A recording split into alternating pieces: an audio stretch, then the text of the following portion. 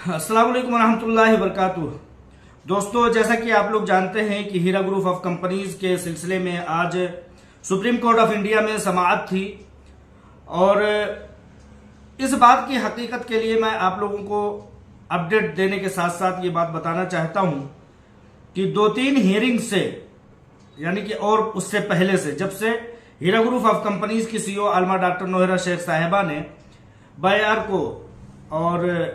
खरीदो फरोख्त करने वाली पार्टी को सुप्रीम कोर्ट ऑफ इंडिया में प्रेजेंट किया है और उस पार्टी ने खुद को इस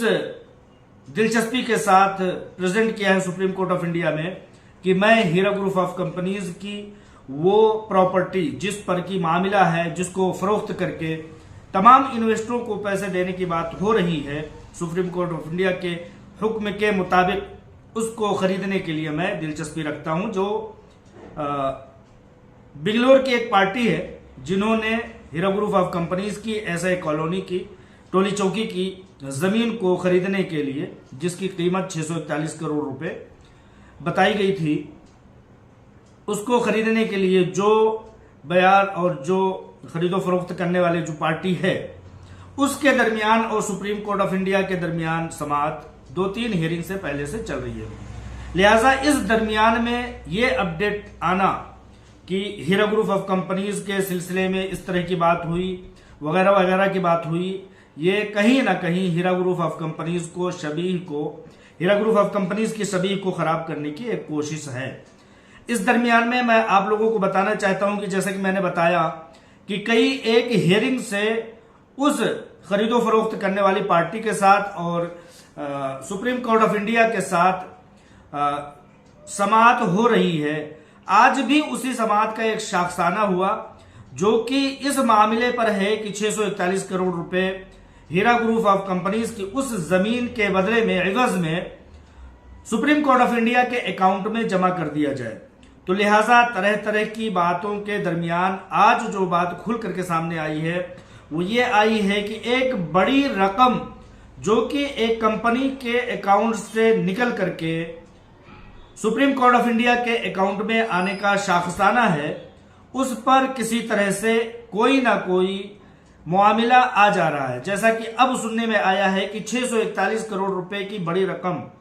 आ जाने की वजह से जो बैंक ट्रांसफर कर रहा है और जो बैंक ले रहा है उन दोनों के दरमियान ये मामला तय पाया है कि इतनी बड़ी रकम के ट्रांजैक्शन के लिए रिजर्व बैंक ऑफ इंडिया की एक एनओसी की जरूरत है। लिहाजा ये कहना कि हीरा ग्रुप ऑफ कंपनीज की समाअत थी, उसकी समाअत में हीरा ग्रुप ऑफ कंपनीज को ये हुक्म दिया गया, वो हुक्म दिया गया, इस तरह का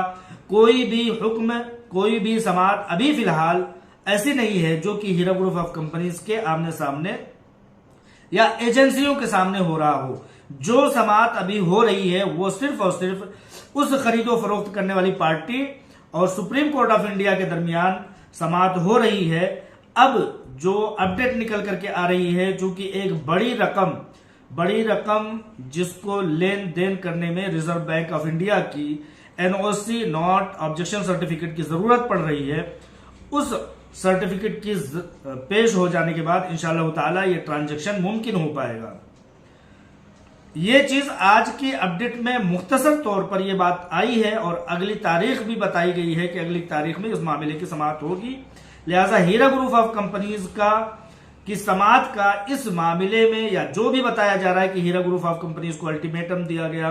हीरा ग्रुप ऑफ कंपनीज को ये कहा गया, वो कहा गया, ये सारी की सारी बातें झूठ और लायानी है, गलत और अफवाहों पर मबनी है। लिहाजा मैं बताना चाहता हूं कि जो कोई समाअत आजकल चल रही है या आने वाली डेटों में हो रही है, जब तक कि पैसे डिपॉजिट नहीं हो जाते सुप्रीम कोर्ट ऑफ इंडिया के, तब तक उस कंपनी के जो खरीदो फरोख्त करने वाली है और सुप्रीम कोर्ट ऑफ इंडिया के दरमियान या एजेंसी के दरमियान ये समाअत होगी।